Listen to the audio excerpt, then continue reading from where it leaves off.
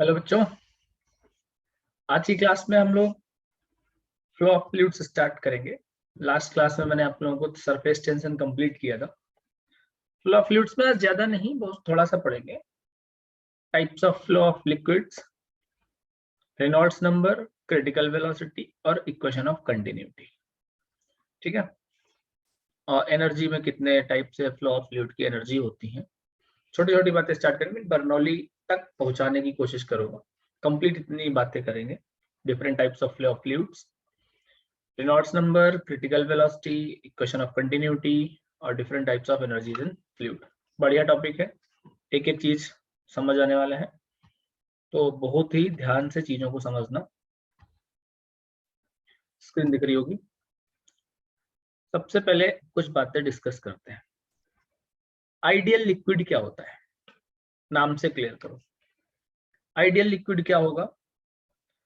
ऐसा लिक्विड जो दो प्रॉपर्टीज जिसके अंदर होती हो। पहली प्रॉपर्टी क्या होती है? इसकी विस्कोसिटी 0 हो। दूसरी, कंप्रेसिबिलिटी 0। मीन अगर इनकंप्रेसिबल लिक्विड है और नॉन विस्कस है तो हम उसको क्या कहेंगे? Ideal liquid. Mean incompressible and non viscous. Non viscous का मतलब क्या है? जिसकी विस्कोसिटी कितनी है? 0 है। इनकंप्रेसिबल का मतलब क्या है? जिसकी कंप्रेसिबिलिटी 0 है। तो कोई भी लिक्विड जिसमें दो प्रॉपर्टीज होती हैं, कंप्रेसिबिलिटी 0 और विस्कोसिटी 0, उसको हम कहते हैं आइडियल लिक्विड। इन प्रैक्टिस कोई भी आइडियल लिक्विड नहीं है, लेकिन फिर भी हम लिक्विड में वाटर को हम आइडियल लिक्विड मान लेते हैं। ठीक है। तो आइडियल लिक्विड वर्ड समझ आ गया क्या होता है? जिसमें दो प्रॉपर्टीज होती हैं, विस्कोसिटी 0 है और कंप्रेसिबिलिटी 0 है। वर्ड क्लियर हुआ? अच्छे से मजा आ रहा है? ठीक। अब बेटा फ्लो ऑफ फ्लूइड्स पढ़ते हैं। फ्लो ऑफ फ्लूइड में सबसे पहला फ्लो आता है स्ट्रीमलाइंड फ्लो। ये आप लोग नाम में सुनते हो। दूसरा पढ़ोगे टर्बुलेंट फ्लो, तीसरा पढ़ोगे लेमिनार। तो सबसे पहली बात करेंगे हम स्ट्रीमलाइन फ्लो की। स्ट्रीमलाइन फ्लो क्या होता है, किसे कहते हैं स्ट्रीमलाइन फ्लो? अगर कोई भी लिक्विड किसी पाइप में फ्लो रहा है, सपोज करो ये पाइप है, यहां से लिक्विड फ्लो रहा है, बहुत हिंदी में समझना।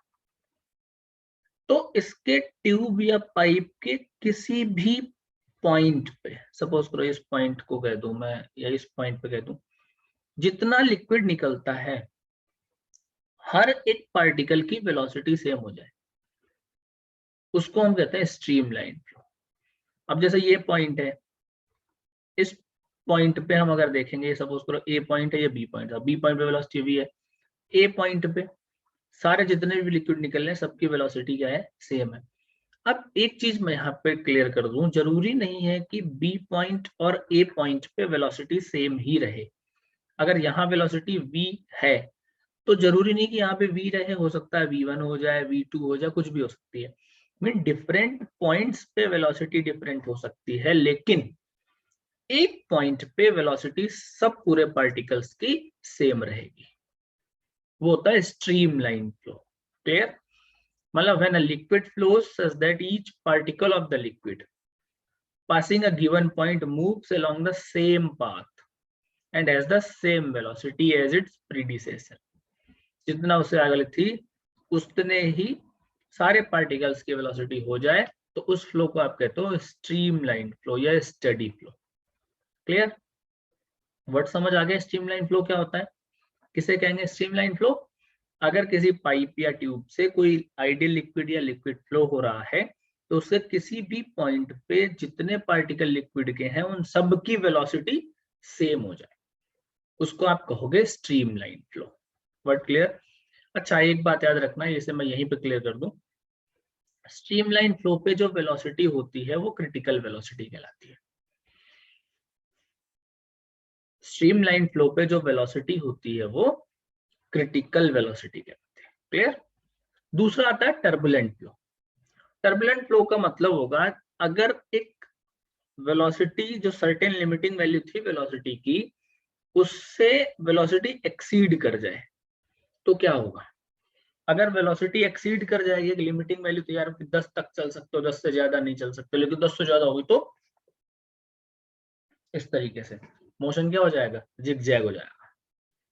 वो होती है ना छोटी वाली एक प्लास्टिक की बॉल, समझो तेज फेंक देते हो उसको, तो क्या होता है वो जहाँ फेंक तो वहां थोड़ी जाती है, उससे वो कम ज्यादा इस तरीके से होनी शुरू हो जाती है। तो जिग जैग मोशन में वो चलना शुरू कर देगा, वो मोशन क्या कहलाता है, टर्बुलेंट फ्लो कहलाता है। तो when a liquid velocity exceeds a certain limiting value, certain limiting value को क्या करता है, वो एक्सीड कर देता है, तो लिक्विड फ्लो क्या हो जाता है, जिग जैग हो जाता है। इस फ्लो को आप क्या कहते हो बेटा, टर्बुलेंट फ्लो कहते हो। क्लियर, क्या कहते हो, टर्बुलेंट फ्लो। अगला आता है लेमिनार फ्लो। लेमिनार फ्लो क्या होगा, वैल्यू क्या हो जाए, उस लिक्विड की लिमिटिंग वैल्यू से या क्रिटिकल वैल्यू से वेलोसिटी कम हो जाए। अब कम हो जाए तो मान लो कोई लिक्विड बहुत धीमे फ्लो हो रहा है, बहुत धीमे फ्लो होगा तो क्या होगा, उसमें लेयर्स बनने लगेंगी इस तरीके से, ऐसे, तो लेयर्स की फॉर्म में वो फ्लो होना शुरू कर देगा। ऐसे फ्लो को आप कहते हो लेमिनार फ्लो। क्लियर, अच्छा, तीन प्रकार के तुमको फ्लो मिले, कौन कौन से, streamline flow, turbulent flow, laminar flow. Streamline में क्या था, एक फिक्स वेलोसिटी थी, अब हिंदी रट लो, वेलोसिटी से ज्यादा हो गई दैट इज टर्बुलेंट फ्लो, उससे कम हो गई लेमिनार फ्लो। तो तीन तरीके का फ्लो आपको मिल गया। आइडियल लिक्विड समझ आ गया क्या होता है, फ्लो ऑफ फ्लूइड समझ आ गया क्या होते हैं, स्ट्रीमलाइन फ्लो की क्या प्रॉपर्टीज हो सकती है, क्योंकि वेलोसिटी सेम है इसलिए कभी वो एक दूसरे को क्रॉस नहीं करेंगे। तो सबसे पहली चीज तो आ गई कि no streamlines can cross each other. दूसरा, इनका जो टेंजेंट है किसी पॉइंट पे, वो डायरेक्शन ऑफ वेलोसिटी देता है, यार ये हमने कहीं पढ़ा था, इलेक्ट्रिक फील्ड लाइंस टाइप है ना। फ्लूइड वेलोसिटी रिमेन्स कांस्टेंट, तीनों बातें आपको पता है। वर्ड आते हैं क्रिटिकल वेलोसिटी क्या होती है। क्रिटिकल वेलोसिटी क्या है, ऐसी वेलोसिटी जिसपे फ्लो स्ट्रीमलाइन रहता है। मैंने वही समझा दिया था कि स्ट्रीमलाइन पे वेलोसिटी क्या होगी, क्रिटिकल होगी। तो क्रिटिकल वेलोसिटी क्या हो गई, ऐसी वेलोसिटी जिसमें क्या होगा, फ्लो स्ट्रीमलाइंड होगा, ठीक है, और उससे ऊपर टर्बुलेंट हो जाएगा, तो उस वेलोसिटी को आप कहते हो critical velocity. Expression for critical velocity चाहिए। अगर मैं क्रिटिकल वेलोसिटी के लिए क्या निकालता हूं, एक्सप्रेशन निकालता हूं कि मैं क्रिटिकल वेलोसिटी के लिए फॉर्मूला क्या बना सकता हूं, तो बेटा पहली बात तो खुद समझो कि ये सपोज करो पाइप है, यहाँ पे लिक्विड फ्लो हो रहा है, अब ये इसका एरिया ऑफ क्रॉस सेक्शन है ना, ये लिक्विड निकल के जा रहे हैं, तो जो लिक्विड फ्लो हो रहा होगा इनकी वेलोसिटी किन किन बातों पे डिपेंड करेगी, सोचो। सबसे पहली चीज पाइप के डायमीटर पे डिपेंड करेगी, डायमीटर कम है तो वेलोसिटी क्या है, डायमीटर ज्यादा है तो वेलोसिटी क्या है, तो डायमीटर पे क्रिटिकल वेलोसिटी डिपेंड करती है। मुझे नहीं पता डायरेक्टली इनवर्सली, तो मैंने पावर मान लिया ए, डायमेंशन मेथड से करना है हमें। दूसरी बात, ये कोफिशिएंट ऑफ विस्कोसिटी पे डिपेंड करेगी कि लिक्विड विस्कस है या नहीं है, वेलोसिटी बिल्कुल सही बात है, विस्कोसिटी पे डिपेंड करती है। तीसरी बात, लिक्विड की डेंसिटी पे वेलोसिटी डिपेंड करेगी कि उसकी डेंसिटी कैसी है, कम है ज्यादा है, तो वो क्या हो जाएगा, डेंसिटी के भी प्रोपोर्शनल हमने मान लिया कि पावर सी आ गई। तो आपने क्या देखा, क्रिटिकल वेलोसिटी किन किन बातों पे डिपेंड कर रही है, डायमीटर ऑफ पाइप पे, कोफिशिएंट ऑफ विस्कोसिटी पे, डेंसिटी ऑफ फ्लूइड पे। ये क्रिटिकल वेलोसिटी इन तीन बातों पे डिपेंड करती है। अब डायमेंशन मेथड से आपने खूब प्रॉब्लम सॉल्व की है, तो from first, second and third, तीनों की अगर मैं वैल्यू कंसीडर करता हूँ तो वीसी प्रोपोर्शनल क्या आ जाता है, डी की पावर ए, ईटा की पावर बी और रो की पावर सी। तो वीसी इक्वल के डी की पावर ए, ईटा की पावर बी और रो की पावर आ जाता है सी, वेयर के क्या है, डायमेंशन लेस कांस्टेंट। क्लियर, कि आपको डायमेंशन लेस कांस्टेंट मिल जाता है, तो दोनों तरफ डायमेंशन लिखते हो। वीसी की डायमेंशन क्या होगी, एल टी की पावर -1, के की कोई डायमेंशन होगी नहीं, डायमीटर का मतलब क्या है, लेंथ ही तो है L, coefficient of viscosity ml inverse T inverse किया हुआ कॉन्सेप्ट है, और डेंसिटी मास अपॉन वॉल्यूम होता है ना, ml की पावर -3 की पावर c। तो इधर तो m था नहीं, m0 l t की पावर -1। यहाँ कंपेयर करो, m कितना मिला आपको, b, एक m ये b के पास है, दूसरा m c के पास है, तो b प्लस c मिल गया। l कितना मिला, a minus b minus 3c। t कितना मिला, -b और कुछ नहीं मिला। ठीक है, कंपेयर करो तो b प्लस c क्या आया आपके पास, b प्लस सी आया 0। बेटा ये तो कॉन्सेप्ट पड़ा हुआ है। a minus B minus 3c कितना आया, l की पावर यहाँ 1 है, 1 आ गया, माइनस b कितना आया, -1 आ गया, तो p कितना आ गया 1।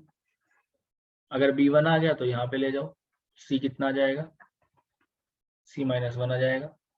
अगर b 1 और c -1 आया तो यहाँ पुट करो, a -1 -3 -1 equal 1, a -1 plus 3 equal 1, क्या कितना बचा 2, उधर चला गया, माइनस का 1 बच गया, तो a कितना बच गया, -1। तो a b 1 आ गया, c -1 आ गया, a -1 आ गया। इस इक्वेशन को आप 4 मान लो, यहाँ वैल्यू पुट कर दो। पुटिंग इन 4, कॉन्सेप्ट को बहुत ध्यान समझना, बेसिक कॉन्सेप्ट इसलिए मैं ज्यादा नहीं उठा रहा इस पे, कि d की पावर a कितना -1, ईटा b की पावर कितना 1, रो c के लिए कितनी -1, तो vc क्या आ गया, k eta upon d into rho, k eta upon d into rho. ये क्रिटिकल वेलोसिटी के लिए फॉर्मूला मिलता है। अच्छा, अगर क्रिटिकल वेलोसिटी के लिए फॉर्मूला था, हमारे पास क्या था, k eta upon d into rho. हमने k को कुछ नहीं माना, वैसे अगर आप चाहो तो ये आगे आप पढ़ोगे, k को re से रिप्लेस कर दिया जाता है। re क्या है, रेनॉल्ड्स नंबर। ठीक है, तो हम अगर k को re से रिप्लेस करते तो bc क्या जाता है, re eta upon d into rho. ये चीज ध्यान रखेंगे आप लोग। ठीक है, तो इसको देख लेते हैं एक बार नोट्स में अपने, वही है कॉन्सेप्ट, पूरा वही है, आप देखते चलो।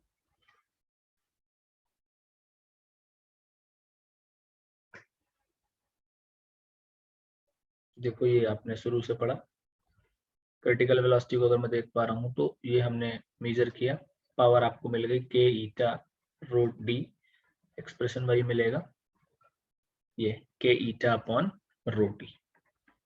रिप्लेस करो ना करो एक ही बात होती है, बिल्कुल वही नोट्स में था, आपको कंप्लीट कर लेना है।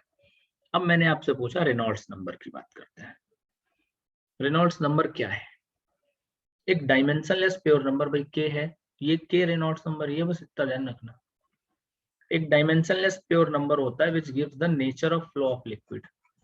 ये नेचर ऑफ फ्लो बताता है, क्या बताता है बेटा, नेचर ऑफ फ्लो, कि लिक्विड जो फ्लो कर रहा है वो कौन से नेचर पे, स्ट्रीमलाइंड है, टर्बुलेंट है, लेमिनार है, या आप रेनॉल्ड्स नंबर की वैल्यू से भी समझ सकते हो। यहाँ से अगर मैं k निकालता तो मैं क्या निकालता, k vc rho T upon eta निकालता, बिल्कुल। अब k को re बोल दो, रेनॉल्ड्स नंबर, तो ये देखो फॉर्मूला आया नहीं आया, बिल्कुल तसल्ली बख्श। re क्या आ गया, रो वी डी अपॉन ईटा, कितना आ गया, रो वी डी अपॉन ईटा, ये रेनॉल्ड्स नंबर है।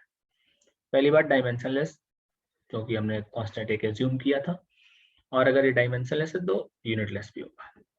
कुछ बातें हैं, अगर रेनॉल्ड्स नंबर 0 से 2000 के बीच में लाई करता है तो फ्लो स्ट्रीमलाइंड होगा या लेमिनार होगा। अगर रेनॉल्ड्स नंबर 3000 से ज्यादा है तो फ्लो टर्बुलेंट होगा, और अगर 2000 से 3000 होगा तो ये अनस्टेबल होगा। अगर फ्लो 0 से 2000 होगा तो स्ट्रीमलाइंड या लेमिनार होगा, 3000 से ज्यादा होगा तो टर्बुलेंट होगा, 2000 टू 3000 होगा तो अनस्टेबल होगा। कई बार क्वेश्चन आता है कि जस्ट टर्बुलेंट। जस्ट टर्बुलेंट का मतलब क्या होगा? जस्ट टर्बुलेंट का मतलब होगा RE exact equal to 3000। Numerical में आपको कई बार मिलेगा कि रेनॉल्ड्स नंबर कि फ्लो जस्ट टर्बुलेंट है। जस्ट टर्बुलेंट का मतलब होगा कि RE कितना है? 3000 के इक्वल है। ठीक है, रेनॉल्ड्स नंबर का कॉन्सेप्ट क्लियर हो गया। रेनॉल्ड्स नंबर क्या देता है बेटा? Nature of flow of liquid देता है, ये सिग्निफिकेंस है। तो मान लो MCQ में आ गया सिग्निफिकेंस ऑफ रेनॉल्ड्स नंबर, तो आप क्या बताओगे? Nature of flow of liquid. तीनों है, 0 से 2000, 3000 से ज्यादा, 2000 से 3000। 0 से 2000 है तो स्ट्रीमलाइन या लेमिनार है, 3000 से ज्यादा है तो टर्बुलेंट है, 2000 से 3000 है तो अनस्टेबल है। यहाँ तक बात क्लियर हो गई? मजा आ रहा है? बहुत बढ़िया। इक्वेशन ऑफ कंटिन्यूटी देखते हैं क्या होती है। इक्वेशन ऑफ कंटिन्यूटी की अगर मैं बात करता हूं,